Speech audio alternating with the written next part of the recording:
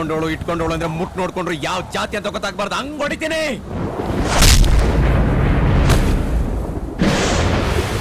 ಇವನೊಂತರ ಬಲರಾಮನು ಮೈಮುಟ್ಟಲು ಪಡೆದಿರಬೇಕು.